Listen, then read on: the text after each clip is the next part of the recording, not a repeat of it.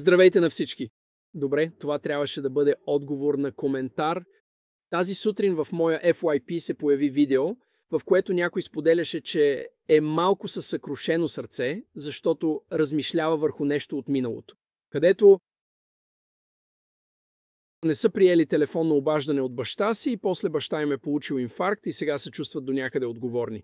Загубих това видео, затова реших да направя това видео вместо него. Така че нека започнем. Тъй като целият опит е ограничен от твоята собствена представа, не можеш честно да твърдиш, че стоиш в истината, ако разширяваш гледната си точка отвъд собствените си граници.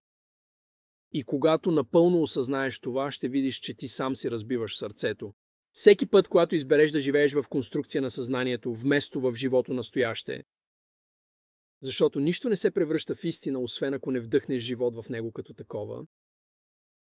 В крайна сметка не можеш наистина да твърдиш, че си нещо повече от самото съзнание. Мозък в лаборатория или процесор върху силициева пластина или чудо държано заедно от любовта на Бог. В крайна сметка това, от което се нуждаеш, е мир, за да разрешиш страданието. Затова знанието и любовта на Исус Христос стават толкова критично важни, защото само чрез Исус хаосът може да бъде преобразен в вечен мир. И макар да знам, че този съвет е истинен, дори и аз се боря да го живея напълно. Може би страданието, което избирам да понеса, е по свой начин горчиво-сладко. Надявам се това да помогне.